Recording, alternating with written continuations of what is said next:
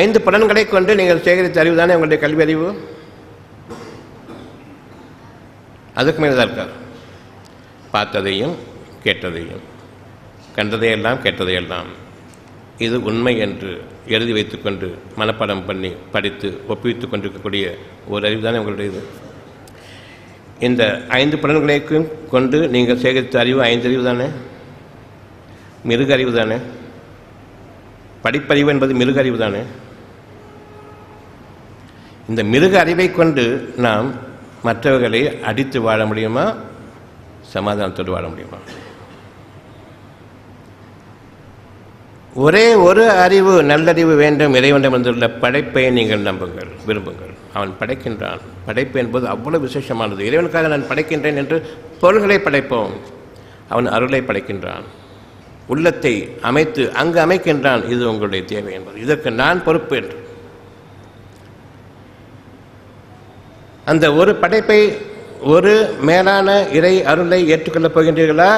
இந்த மிருக அறிவை, மிருக கல்விச்சாலைகளை நம்பி உங்களுடைய குழந்தைகளை சீரடித்து மிருக அறிவை கொண்டு அடுத்தவனை அடித்து வாங்கக்கூடிய பணத்தை கொண்டு நீ வாழ முடியும் என்ற அந்த வாழ்க்கையை நீங்கள் அமைக்கப் போகின்றீர்கள். இந்த மிருகங்கள் மிருக அறிவை கொண்டு 5ஓடு இந்த அறிவையும் சேர்த்து 6 அறிவு என்று. 5 அறிவு வேண்டுமா அல்லது ஒரே அறிவு வேண்டுமா என்பதுதான் இறைவனிடமிருந்து உள்ள ஒரு கேள்வி. ஞானங்களுக்குரிய பதிலும் அவனிடமிருந்து ஒன்றே ஒன்றுதான், ஒரே அறிவுதான். ஞானமிக்க இறைவனுடைய ஆற்றல் எனக்கு வேண்டும். மனிதர்களுடைய கெட்ட அறிவு, மிருக அறிவு கூடாது என்பதை என்று முதலாக உங்களுடைய உள்ளத்தில் ஏற்றுக்கொள்ளுங்கள். உங்களுடைய இறைவன் ஒவ்வொரு செயலையும் கவனித்துக் கொண்டிருக்கின்றான். உங்களுக்கு இருக்கக்கூடிய ஒவ்வொரு அசைவையும் கவனித்துக் கொண்டிருக்கின்றான். உங்களுடைய மனதின் பக்கம் அறிவை கொண்டு வைத்துக்கொள்ள மனதின் பக்கம் சீரடிக்கின்றீர்களா? உள்ளத்தில் நான் சொல்லக்கூடிய ஒரே ஒரு வார்த்தையை நீங்கள் நம்பி என்னை ஏற்றுக்கொண்டு அவனைச் ஒரு கதி இல்லை என்று அல்லாஹ் என்ற ஒரு அமைப்பின் மீது அந்த உள்ளத்தினுடைய ஆற்றலின் பக்கம் திரும்பப் போகின்றீர்களா என்று திரும்ப வேண்டிய சூழ்நிலையும் உருவாகிவிட்டது. திரும்ப வேண்டிய நேரமும் இதுதான். என்னுடைய ஹிஸ்ட்ரியே சொல்கிறேன்னு நினைக்காதீங்க. இறைவன் எப்படி ஒரு வாழ்க்கையை மாற்றி அமைத்து கொண்டு வருகின்றான் என்று நீங்கள் பாருங்கள். நீங்கள் எப்படி இந்த மாதிரி வந்தீங்கன்னு கேட்பாங்க. நான் வரலை, மாற்றி அமைக்கப்பட்டு கொண்டிருக்கின்றேன். ஒரு அடிப்படை சத்தியத்தை ஏற்றுக்கொண்டதன் காரணமாக குணம் அவ்வளவு மாறுகின்றது. இறைவன் மாற்றி அமைக்கின்றான். எந்த அமைப்பில் படைத்தானோ அந்த அமைப்புக்கு கொண்டு வருகின்றான். ஒரு குழந்தையாக படைக்கும் பொழுது காழ்ப்புணர்ச்சியோ வெறுப்பு கோபம் எதுவும் இல்லை, அந்த லெவலுக்கு கொண்டு வரும். ஞானங்களுடைய உயர்வை கொண்டு சத்தியத்தினுடைய பாதை வேணுமா? இவரை மாதிரி வரணும், அவரை மாதிரி வரணும். நிச்சயமாக ஒருவர் மாதிரி ஒருவர் வர முடியாது. ஒவ்வொருவருக்கும் தனித்தனியான ஞானங்களை இறைவன் கற்பிப்பான். ஒரு அடையாளத்தை வைத்துக்கொண்டு இதன் மாதிரி வர வேண்டும் என்று விரும்பாதீர்கள். உங்களுக்கு என்று பிரத்யேகமானது. ஒவ்வொருவரும் அதனை விரும்புவார்கள். என்னுடைய ஒரு நிலையை 1000 கோடி மக்கள் விரும்புவார்கள் என்றால், அப்படியே ஒவ்வொருவருக்கும் இறைவன் அமைக்கக்கூடிய அந்த தகுதியில் வரும்பொழுது அப்படியே 1000 கோடி மக்கள் அவர்களையும் ஒவ்வொருவரையும் விரும்புவார்கள். ஒருவர் மற்றவர்களை விரும்புவதாக இருப்போம். ஆற்றல் மிக்கவர்கள் என்ற அந்த அடிப்படையை கொண்டு ஒருவர் மற்றவருக்கு பணிந்தும் நடப்போம். ஒவ்வொருவருக்கும் இறைவன் அறிவிக்கின்றான். அவர்கள் நிச்சயமாக இறைவனுடைய அற்கொலையிலிருந்து விலக்கப்பட்டவர்கள் இல்லை. அத்தியாயம் 57 வசனம் 29. அத்தியாயம் 57 வசனம் 29. அல்லாஹ்வின் அற்கொடைகளிலிருந்து தாங்கள் எதனையும் பெற தகுதி பெற்றவர்கள் இல்லை என்று நீங்கள் உணர்ந்து கொள்ளும் பொருட்டே இந்த வேதத்தை உங்கள் மீது அமைக்கின்றோம். அல்லாஹ்வின் அற்கொடைகளிலிருந்து யாதொன்றையும் பெற தகுதியிடல் தாங்கள் அல்லர் என்று ஒருபோதும் ஒருவரும் நினைத்துக் கொள்ளாதீர்கள். இவங்களுக்கு மட்டும்தான் இது நடக்கும், நமக்கு முடியும். உங்களுக்கு வேறு, எனக்கு வேறு.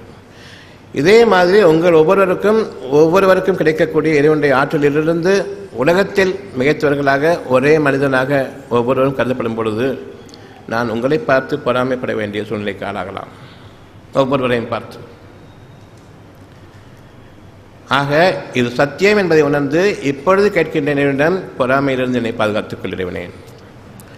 உன்னுடைய ஆற்றலை கொண்டு உலகமே வியக்கக்கூடிய இன்னொரு படைப்பாக நீ கொடுத்திருக்கின்றே ஏற்றுக்கொண்டதன் காரணமாக நீ செவ்வையாக்கி அதனை உருவமாக்கும் பொழுது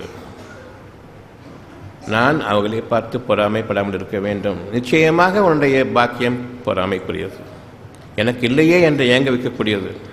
அப்படிப்பட்ட ஒரு நிலை எனக்கு வரக்கூடாது என்று இப்பொழுது நான் என்னுடைய பிரார்த்தனை அமைக்கின்றேன். ஏனென்றால் இங்கே இருக்கக்கூடிய 300 பேர் ஒவ்வொருவரும் அப்படிப்பட்ட தனித்தன்மையோடு உலகமே வைக்கக்கூடிய மாபெரும் ஆற்றலோடு இறைவனுடைய அனுமதியை கொண்டு இயங்கக்கூடிய அந்த நேரம் வரும்பொழுது உங்களை பார்த்து நான் பொறாமைப்படக்கூடாது. மனிதனுடைய பலவீனம் அது. கேளுங்கள். அத்தியாயம் 57:29.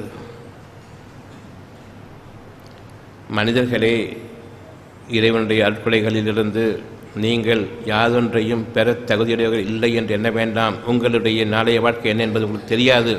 படைப்பை ஏற்றுக்கொள்ளுங்கள். இப்பொழுது படைப்புக்கு வாருங்கள்.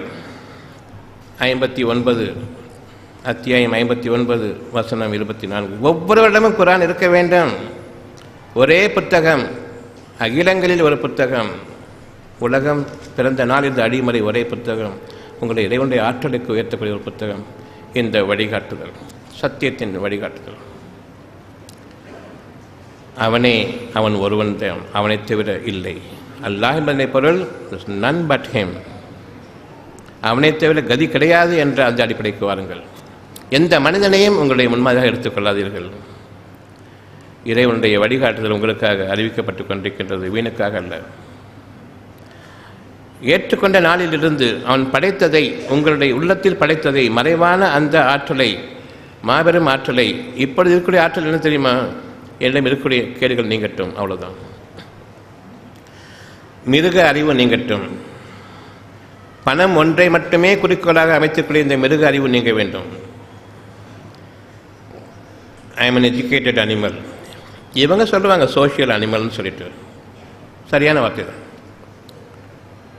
We are all social animals. Human beings are social animals.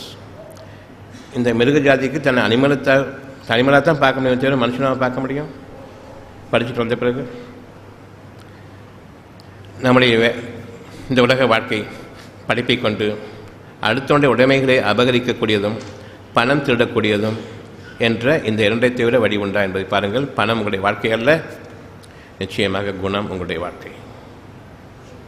பணம் வேண்டுமென்றால் குணத்தை விட்டுவிட வேண்டும். குணம் வேண்டுமென்றால் பணத்தை கீழாக மதிக்க வேண்டும். அது உங்களை நாடி வரும். 2000 ரூபாய் நோட்டையும் நாளைக்கு செல்லாதுன்னு சொல்லட்டும், கவலைப்படாதீங்க.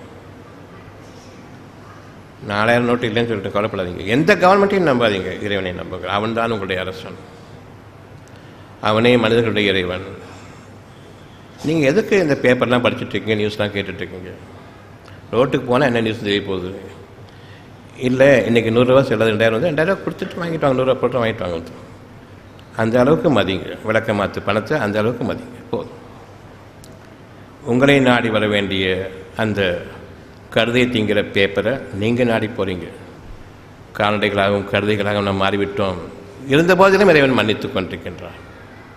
ஏனென்றால் நீங்கள் படைப்பை ஏற்றுக்கொண்டீர்கள். அதன் காரணமாக அமைதி அவ்வப்பொழுது வருகின்றது. இறைவன் கொடுத்த அமைதிக்கு காரணம் உருவாக்கி கொண்டிருக்கின்றான் உங்களுடைய நாளைய வாழ்க்கைக்காக. உங்களை நீங்கள் எவற்றை மறந்துவிட்டீர்களோ, நாம் செத்துவிட்டோம், நாம் எடுக்கப்படுகின்றோம், மீண்டும் அந்த அமைதியில் எடுக்கப்பட்டுக் கொண்டிருக்கின்றோம் என்பதை அறிந்து கொள்ளுங்கள். உங்களை அறியாமலேயே உங்களை அவனுடைய படைப்பை ஏற்றுக்கொள்ளச் செய்தான். நீங்களே அறிய மாற்றீர்கள். எப்படி எனக்கு இந்த வாழ்க்கை அமைந்தது என்று கேட்கக்கூடிய வகையில் சில நேரங்களில் நீங்கள் உணர்ந்திருப்பீர்கள். எனக்கு எப்படி இந்த லாபம் கிடைத்தது, எப்படி இந்த வாழ்க்கை அமைந்தது தெரியவில்லை, தானே அமைந்தது என்று கூறுவீர்கள். இல்லை, நீங்கள் அதற்கு முன்பாக ஒரு படைப்பை ஏற்றுக்கொண்டீர்கள். அதன் காரணமாக நீங்கள் அமைதியும் அடைந்தீர்கள். பெரும்பாலும் அந்த அமைதியில் உங்களுடைய குணம் மாறியது. குணநலன்களை கொண்டு நீங்கள் வாடும் பொழுது உங்களுடைய அமைதி அதிகரிக்கும். அந்த அமைதியில் உங்களுடைய ஆற்றல் உருவாகி கொண்டிருக்கின்றது. எதை நோக்கி எதனை படைத்தானோ, எதனை நீங்கள் அறியாமலே ஏற்றுக்கொண்டீர்களோ அந்த உருவாக்கத்தை நோக்கி, அது என்ன உருவம் என்று நீங்கள் காண முடியாது. ஒரு காலம் இறைவன் உருவாக்கி கொண்டிருக்கின்றான். அந்த உருவாக்கத்தின் மீது நீங்கள் எடுப்பப்பட்டு கொண்டிருக்கின்றீர்கள். ஒவ்வொரு மூச்சிலும் அந்த வேலை நிச்சயமாக வரும். எந்த வேலை? நீங்கள் எதை சந்தேகித்துக் கொண்டிருந்தீர்களோ, என்ன அறியாத ஒரு வாழ்க்கையை நான் வாழ்ந்து கொண்டிருக்கின்றேன் என்று ஆச்சரியப்படக்கூடிய வகையிலும், இது இறைவனுடைய கருணை என்று சொல்லக்கூடிய வகையிலும் ஒரு வாழ்க்கை அமையுமே, அந்த நாள் வரை நிச்சயமாக நீங்கள் பொறுத்திருக்க வேண்டியவர்களாக இருக்கின்றீர்கள்.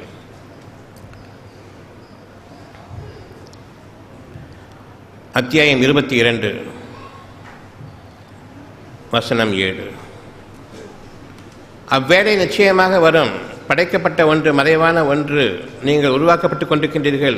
அந்த உருவத்தின் அடிப்படையில் நீங்கள் உங்களை செவ்வையாக்கும் விதமாக உங்களுடைய குணங்கள் மாறிக்கொண்டிருக்கின்றன. அந்த நிலைக்கு ஏற்றவாறு நீங்கள் உருவாக்கப்பட்டுக் கொண்டிருக்கின்றீர்கள். அந்த நேரம் நெருங்கிவிட்டது. அந்த உருவாக்கத்தில் நீங்கள் எஜமானனாக, அதன் மீது முழுமையான ஆதிக்கமுடையவர்களாக நீங்கள் நுழைக்கப்பட இருக்கின்றீர்கள். விரும்புங்கள், அவ்வேளை வரும் என்பதில் கொஞ்சம் கூட சந்தேகம் வேண்டாம். உங்களுக்கு நீங்களே அநியாயமாக வஞ்சித்துக் கொண்டு நடக்காது என்று கூற வேண்டாம். அத்தியாயம் 57:29 கூறுகின்றான், அவனுடைய அருட்கொடைகளிலிருந்து யாதொன்றையும் பெற நீங்கள் தகுதியுடையவர்கள் இல்லை என்று ஒருபோதும் எண்ணக்கூடாது. சத்தியமான உண்மை. உங்களுக்கு நீங்களே அநியாயத்தில் ஆகிவிடாதீர்கள். அத்தியாயம் 6:12 உங்களுக்கு நீங்களே அநியாயம் செய்து கொள்ளாதீர்கள், நஷ்டத்தில் ஆகிவிடாதீர்கள். நிச்சயமாக இறைவன் இதை கொண்டு உங்களை எச்சரிக்கின்றான். படைப்பை ஏற்றுக்கொள்ளுங்கள். அமைதி ஏற்படும் பொழுது நீங்கள் அறியாத விதத்தில் உங்களை நீங்களே அறியாத நிலையில் ஒரு படைப்பை நீங்கள் ஏற்றுக்கொண்டீர்கள். அதன் காரணமாக அமைதி உருவாகி கொண்டிருக்கின்றது. அந்த கரு உங்களுக்குள் உறுதியாக அமைந்து கொண்டிருக்கின்றது. அந்த கரு வளர்ந்து வரும்போது உங்களுடைய குணங்கள் மாறும். குணத்தில் நலன்கள் இருக்கின்றன, நற்குணங்கள் படைக்கப்படுகின்றன. ஒரு படைப்பை, இறைவனிடமிருந்து ஒரு படைப்பை ஏற்றுக்கொண்ட அந்த நாளிலிருந்து எனக்கு நற்குணங்கள் மாறுகின்றன, என்னுடைய கெட்ட குணங்கள் நீங்குகின்றன. பலரும் கூறுவார்கள், எப்படி இருந்தால் எப்படி மாறிட்டோம், இப்படி இல்லையா, முதல்ல ஏதோ மாற்றம் தெரிகின்றது என்று கூறுவார்களே. அந்த நாள் நீங்கள் செவ்வையாக அந்த உருவத்திற்காக உருவமாக உங்களுக்கு படைக்கப்பட்டிருக்கக்கூடிய ஒரு வாழ்க்கையில் நீங்கள் மட்டும்தான் பிரதானம், அதில் வேறு யாரும் கிடையாது. உலக அளவில் ஏறிட்டு பார்க்கக்கூடிய ஒரு அழகான ஒரு உருவாக்கம் ஒவ்வொருவருக்காகவும் தனித்தனியாக 1000 கோடி மக்கள் இருப்பீர்களானால் 1000 கோடி தனித்தனியான உதாரணங்கள் உங்கள் ஒவ்வொருவருக்கும் பிரம்மாண்டமான வாழ்க்கை, ஒவ்வொருவரும் மற்றவரை பார்த்து அதிசயிக்கக்கூடியது இறைவன் உண்மையானவன் தான் என்று. இந்த ஒருவனை பார்க்காதீர்கள், உங்கள் ஒவ்வொருவருக்கும் உண்டு என்பதை அறிவிப்பதற்காக இது ஒரு உதாரணம், அவ்வளவுதான். என்னுடைய வாழ்க்கை இத்தோடு முடிகிறதா? இல்லை, வேறொன்றும் இருக்கின்றது, மற்றதும் இருக்கின்றது. எனக்குள் இறைவன் அறிவான், நான் அறிய மாட்டேன். உங்களுடைய வாழ்க்கை நொடிப்பொழுதில் உயர்ந்து கொண்டிருக்கின்றது. மூச்சுக்களில் ஒவ்வொரு உள்மூச்சிலும் உயிர் மூச்சிலும் உயர்ந்து கொண்டிருக்கின்றது என்பதை சத்தியமாக அறிந்து கொள்ளுங்கள். வீணாக இந்த பாட்டுகளிலும் கேளிக்கைகளிலும் உங்களுடைய சீரியல்களிலும் நீங்கள் உங்களுடைய வாழ்க்கையை குடும்பமாக தங்களுக்கு தாங்களே அநியாயமாக சீரழித்துக் கொண்டிருக்கக்கூடிய இந்த பாதையில் விலகிக் கொள்ளுங்கள். சினிமாக்காரங்களையும் நாடக நடிகர்களையும் உங்களுடைய வாழ்க்கையினுடைய முன்னுதாரணமாக்கி கொண்டு இறைவனை விட்டுவிட்டு தூங்கும் நேரத்தில் கூட அந்த அமைதியை நான் பாதுகாத்துக் கொள்ளாமல் இறைவனை நீ கொடுத்த அமைதியில் வாழ வேண்டும். அந்த தூங்கும் பொழுது இவற்றையெல்லாம் விட்டுவிட்டு அந்த அமைதியில் வாழும் பொழுது, அந்த அமைதி உடக்கும் பொழுது எவ்வளோ பெரிய பொழுதை நான் அமைதியில் கழிக்கின்றேன், தூங்கிவிடுகின்றேன். ஆனால் அதுக்கு முன்பாக அமைதியை விரும்பினேன். சீரியல்களையும் நாடகங்களையும் நடிப்புகளையும் விட்டுவிட்டேன், பொய்களை விட்டுவிட்டேன், மூடிவிட்டேன். எவ்வளவு ருசிகரமாக இருந்த போதிலும் இப்பொழுது நான் திரும்பிவிட்டேன். அதற்காக வேண்டி அந்த இரவு முழுமையிலும் அமைதியை கொண்டு உங்களுடைய குணங்களை மாற்றுகின்றான். குணம் நலன் பெற ஆரம்பிக்கிறது. குணவான்களாக இறைவனுடைய மாபெரும் ஆற்றலை அடையக்கூடிய அந்த குணங்களை கொண்டு வாழ ஆரம்பிக்கின்றோம். இந்த குணங்களுடைய முதல் படி என்னவென்றால் சாந்தமும் சமாதானம். அடிப்படையை கொண்டு என்னென்ன தேவையோ அவ்வளவு நிகழும். இந்த ஒரு நிலைப்பாட்டை தவிர உங்களிடமிருந்து இறைவன் எதனையும் ஏற்றுக்கொள்வதில்லை. அத்தியாயம் 3:19.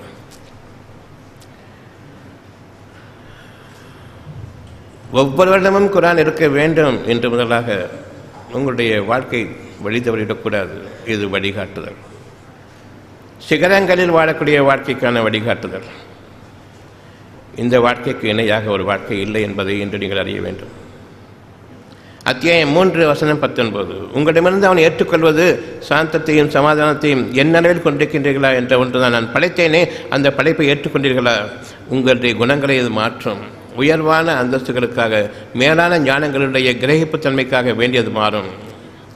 நலமுள்ள வாழ்க்கைக்காக இறைவனோடு நீங்கள் நலமாக வாழ வேண்டும். மனிதர்களோடு நீங்கள் வாழ்ந்த வாழ்க்கையில் விரோதங்களும் பகைமையும் குரோதங்களும் ஒன்றுமே இல்லாத நிலையில் உங்களுக்குள் சுகமாக சுமூகமான உறவுகளோடு வாழக்கூடிய அந்த வாழ்க்கைக்கான அந்த குணாதிசயங்கள், அதிசயமான குணங்கள் உங்களிடம் இருக்கிறது.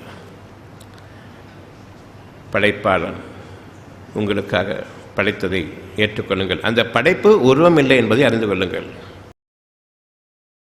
செவ்வையாக்கி, குணநலன்களை செவ்வையாக்கி, பின்பு அந்த உருவாக்கத்தில் உங்களை எஜமானனாக ஆக்க விரும்புகின்றான். ஒவ்வொருவருக்கும் தனித்தனியான உலகம், ஒருவரை போல் மற்றவர் கிடையாது. இந்த உண்மையின் பக்கமும் சத்தியத்தின் பக்கமும் இன்று நாம் திரும்புகின்றோம். அத்தியாயம் 6 வசனம் 12. வானங்களும் பூமியும் யாருக்கு சொந்தம்? இறைவன் கேள்வி கேட்கின்றான். படைக்கப்பட்டதை ஏற்றுக்கொண்டீர்கள், உள்ளத்தில் அது கருவாக அமைந்துவிட்டது, உங்களுக்கு அமைதியை கொடுத்திருக்கின்றேன். இப்பொழுது ஒரு கேள்வி கேட்கின்றேன், வானங்களும் பூமியும் யாருக்கு சொந்தம்? பூமி யாருக்கு சொந்தம் என்று கேட்டால், இந்த பூமி என்னுடையது, அந்த பூமி அவருடையது. வானங்கள் இல்லாமல் பூமி இருக்கிறதா? கிடையாது, செத்துவிடும். எந்த ஒரு உயிரினமும் அதில் வாழ முடியாது. இப்பொழுது வானங்கள் இல்லாமல் பூமி இல்லை என்று கேட்கும் பொழுது, பூமி என்னுடையது என்று கூறுகின்றீர்களே, இது வெட்கமாக இல்லையா? இறந்துவிட்ட பூமியில் நீங்கள் வாழ்வீர்களா? இறந்துவிட்ட பூமியில் நீங்கள் சேர்ந்து அழிந்து போவீர்களா? எது சரி? கேள்வி ஞானங்கள் உங்களுக்காக அமைக்கப்படுகின்றது. உங்கள் கால்களுக்கு இடையில் இருக்கக்கூடிய பூமி அதிர ஆரம்பித்தால் எங்கு ஓடுவீர்கள்? நின்ற இடத்திலே நினைத்துவிடுவீர்கள், என் கால்களுக்கு இடையில் பூமி பிளந்துவிட வேண்டாமே, அவன் ஒருவனை தவிர இல்லை என்று அந்த நேரத்தில் கூப்பிட்டீர்களே, அந்த அல்லாஹ் கேட்கின்றான். பூமி யாருடையது? வானங்கள் யாருடையது? வானங்களும் பூமியும் அவன் ஒருவனுக்கு தவிர இல்லை என்று கூறுங்கள். அப்படி என்றால் இந்த பூமி உங்களுடையது என்று கூறிக்கொண்டிருக்கின்றீர்களே, உங்களுடைய வீடு உங்களுடையது, அதன் மீது இருக்கக்கூடிய நிலம் உங்களுடையது என்று கூறிக்கொண்டிருக்கின்றீர்களே, தவறு இறைவனை மன்னிப்பாயாக, எனக்கு வழிகாட்டு, அவ்வளவுதான். அதுவரையில் எனக்கு நீ மன்னிப்பை கொடு. நிச்சயமாக நாம் மன்னிக்கப்பட்டவர்கள். உங்களுடைய பூமியை நீங்கள் நிலைப்படுத்தப்படுவீர்கள். இன்னும் நீங்கள் மிதித்திராத பூமிக்கு, நிலங்களுக்கு உங்களுடைய சொந்தங்கள் அமைக்கப்படும். நீங்கள் அதற்கு உரிமையானவர்களாக ஆக்கப்படுவீர்கள். நீங்கள் மிதித்திராத நிலப்பரப்புக்கு உங்களுடைய வாழ்க்கை அமைக்கப்படும். மிக பிரம்மாண்டமான வாழ்க்கையாக அமைக்கப்படும். நீங்கள் அறிய மாட்டீர்கள். ஒரு அணுவளவு சுகம் கிடைத்தாலும் பிரம்மாண்டம் என்பதை அறிந்து கொள்ளுங்கள். இறைவனிடமிருந்துள்ள வாக்கு உண்மையானது. வானங்களும் பூமியும் யாருக்கு சொந்தம் என்று கேட்கும் பொழுது, இறைவனுக்கு மட்டும்தான், அந்த ஒருவனுக்கு தவிர இல்லை என்று பொருள்படக்கூடிய அல்லாஹ் ஒருவனுக்குத்தான் என்று நீங்கள் எப்பொழுது எண்ணுகின்றீர்களோ, எனக்கு இல்லை, அவனுக்கும் இல்லை, அவனுக்கும் இல்லை, அவனுக்கும் இல்லை, ஆனால் உரிமை கொண்டாடுகின்றார்கள் அறிவில்லாதவர்கள். அவ்வளவுதான்.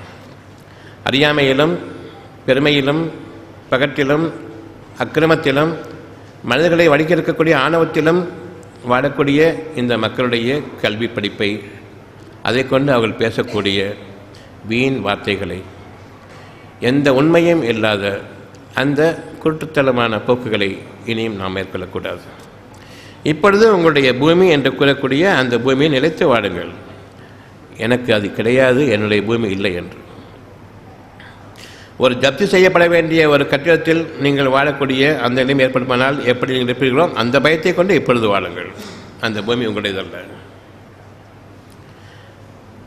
இனி உங்களுக்கு மேலான வாழ்க்கை உண்டு. பெருமை கொள்ள வேண்டாம். அந்த பூமி உங்களுடையது இல்லை என்று கூறும்பொழுது பெருமை கிடையாது. இந்த பெருமையை நீக்கிக் கொள்ளுங்கள். யார் பெருமையை நீக்கிக் கொள்கின்றார்களோ, அவன் உதவியின்றி ஒரு நொடிப்பொழுது வாழ முடியாது என்ற பயபக்தியோடு வாழ்கின்றார்களோ, இவர்களை பற்றி இறைவன் கூறுகின்றான், இவர்களுக்கு அருள் புரிவதை தன் மீது கடமையாக்கி கொண்டான். அத்தியாயம் 6 வசனம் 12. இவர்கள் மீது கருணை புரிவதை இறைவன் தன் மீது கடமையாக்கி கொண்டான். கருணை என்றால் என்ன அர்த்தம்? மன்னிப்பும் கருணையும் உங்களுக்கு உண்டு. நீங்கள் பாவம் செய்கின்றீர்கள், உங்களை நான் மன்னிக்கின்றேன், தண்டனை இல்லை, அதற்கு பதிலாக இன்னும் அதிகமாக தருகின்றேன் என் அருளிலிருந்து. இது கருணை. உங்களுடைய பாவங்கள் மன்னிக்கப்பட்டு, உங்களுடைய தீமைகள் நீக்கப்பட்டு, படைப்பை ஏற்றுக்கொண்டீர்களே, அந்த படைப்பிலிருந்து ஒரு சிறு பகுதியை உங்களை இப்பொழுது ருசிக்கச் செய்கின்றான் தன் அருளை கொண்டு. எப்படி வாழ்கின்றோம் என்று யாருக்குமே தெரியாது. இந்த நாளை பற்றி ஒரு 4-5 வருடங்களுக்கு முன்பாக கவலைப்பட்டுக் கொண்டிருப்பீர்கள், எப்படி வாழப்போகின்றோம் என்று தெரியவில்லை என்று. அந்த நாள் இன்று வந்துவிட்டது, வாழ்ந்து கொண்டிருக்கின்றீர்கள். அந்த நாளில் நீங்கள் கவலைப்பட்டீர்கள் 5 வருடங்களுக்கு முன்பாக, இந்த நாள் எப்படி இருக்குமோ என்று. இப்பொழுதும் கவலைப்பட்டுக் கொண்டிருக்கின்றீர்கள், நாளை நாள் எப்படி இருக்குமோ என்று. இந்த நாள் எப்படி உங்களை அறியாமல் நீங்கள் நன்மையான நிலையில் ஓரளவுக்கு வாழ வைக்கப்பட்டுக் கொண்டிருக்கின்றீர்களோ, இதைவிட சிறப்பாக வாழ்வீர்கள். படைப்பை ஏற்றுக்கொள்ளுங்கள். வாழ வைப்பவன் நான் தான். நீங்கள் வாழவில்லை, ஒரு மண்ணுக்கும் பிரயோஜனம் இல்லாத நீங்கள் நான் வாடுகின்றேன் என்று கூறாதீர்கள். நான் சுமக்கிறேன், நான் பெற்றேன், நான் வளர்க்கின்றேன், நான் ஊட்டி வளர்த்தேன் என்று அந்த கெட்ட வார்த்தைகளை கூறாதீர்கள். உள்ள நாசமாக போயிடும், கெட்டு போயிடும். அப்படி தான் நடந்துட்டு இருக்கு இன்னைக்கு வரைக்கும். இறைவனுடைய படைப்பு, இறைவனிடம் பொறுப்பை ஒப்படைத்து விட்டேன், அவன் பாதுகாப்பானாக என்ற பயபக்தியோடும் பணிவோடும் அவனுக்கு நீங்கள் சரணடைந்தவர்களாக, அவனுடைய அடிமைகளாக வாழ்ந்து வாருங்கள். எவனும் எவனுக்கும் எஜமானன் இல்லை, அவன் ஒருவனை தவிர. உண்மையின் மீதும் சத்தியத்தின் மீதும் அமைந்திருக்கக்கூடிய நீங்கள், என்று அமைக்கப்பட்டுள்ள நீங்கள், இவ்வளவு அத்தியாயங்களையும் இவ்வளவு வசனங்களையும் உண்மையை கொண்டு ஒன்றுக்கொண்டு விரோதமில்லாமல் ஒன்றுக்கொண்டு கோர்த்து கொண்டு வருவதை பாருங்கள். 6600 சட்டம் வசனங்கள் இருக்கின்றன. ஒவ்வொன்றும் ஒன்றோடு ஒன்று இணைந்தது, ஒன்றுக்கு ஒன்று முரண்பட்டது அல்ல, ஒன்றுக்கொண்டு உறுதி சேர்க்கக்கூடியது.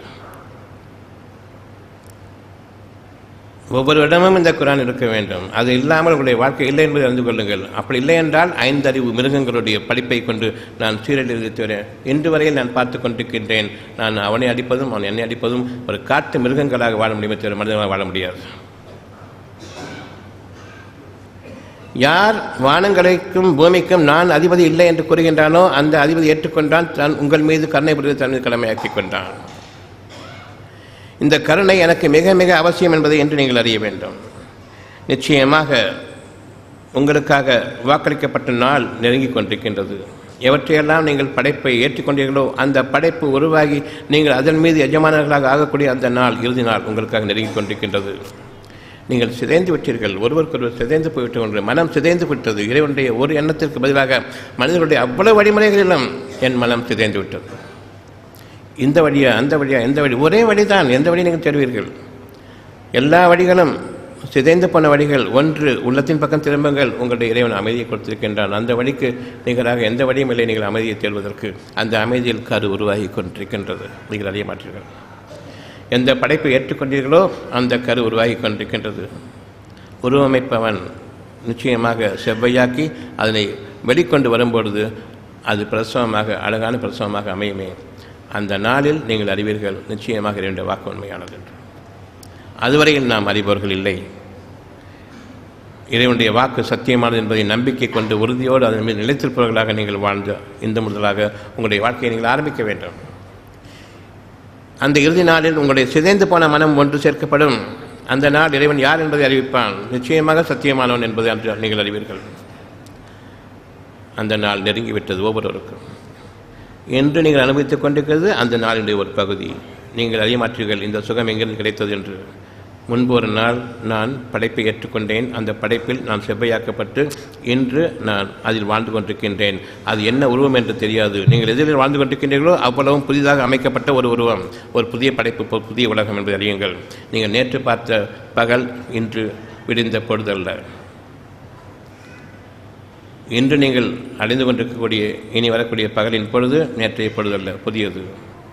நீங்கள் வாழவில்லை, வாழ வைக்கப்பட்டுக் கொண்டிருக்கின்றீர்கள். அந்த உண்மையை கொண்டு இன்று நாம் இன்னும் திருப்தி அடைய வேண்டும். நிச்சயமாக வாக்கு சத்தியமானது. நாம் இப்பொழுது சிதைந்த பல மனதிலிருந்து ஒன்றிணைக்கப்பட்டிருக்கின்றோம். ஒவ்வொரு மூச்சிலும் இறுதி நாள், இறுதி மூச்சு, இறுதி நிகழ்வு இறைவன் படைத்ததிலிருந்து ஒரு பகுதி உங்களுக்காக அமைந்து கொண்டிருக்கின்றது. இனியும் அது மலர இருக்கின்றது. ஒவ்வொரு நாளும் புதிய புதிய படைப்பாக.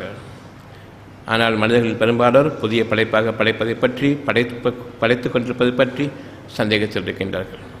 தமக்கு தாமே அநியாயம் செய்து கொண்டவர்களாக. அத்தியாயம் 6 வசனம் 12, தமக்குத்தாமே அநியாயம் செய்து கொண்டவர்களை போன்று நீங்கள் ஆகிவிடாதீர்கள். நிச்சயமாக இதுவே பெரிய நஷ்டமாகும். நான் வாழ்கின்றேன் என்ற எண்ணம் தமக்குத்தாமே அநியாயம் செய்து கொள்வதாகும். ஆனால் இந்த நாளை பற்றி முன்பொரு நாள் கவலைப்பட்டுக் கொண்டிருந்தீர்கள் என்பதை மறந்துவிட்டீர்கள். அமைதி அவ்வப்பொழுது வந்தது. அந்த அமைதியில் உங்களுடைய இன்றைய வாழ்க்கை அந்த அமைதியில் குடிகொண்டிருந்தது. மறைவான அந்த உண்மை இன்று வெளியாகி கொண்டிருக்கின்றது. கவலைப்பட்டு கொண்டிருந்த அந்த அளவு கவலை இல்லை, நன்றாக இருக்கின்றேன். இனி நாளை வாழ்க்கை பற்றி கவலைப்பட்டுக் கொண்டிருக்கின்றேன். உங்களுக்கு கவலைப்பட எந்த முகாந்திரமும் இல்லை. சத்தியத்தை நீங்கள் சிந்திப்பீர்களானால் உங்களுடைய இறைவன் நிச்சயமாக உங்களுக்கு இன்று பல விஷயங்களை தெளிவாக்கியிருக்கின்றார். உங்களுடைய வாழ்க்கையில் மிக உயர்ந்த நிலையை நீங்கள் அடைய வேண்டி நீ கொடுத்த படைப்பை ஏற்றுக்கொண்டேன் இறைவனே, எனக்கு நீ செவ்வையாக்குவாயாக, என் குணத்தை செவ்வையாக்குவாயாக, நலமுடன் குண நலத்துடன் நான் நீ உருவாக்க இருக்கக்கூடிய அந்த புதிய உலகத்தில் நுழைவதற்காக நிச்சயமாக நீ படைப்படைப்பதை ஏற்றுக்கொண்டேன். நீ செவ்வையாக்கி கொண்டிருக்கின்றாய், உருவமளிப்போம் நீதான்.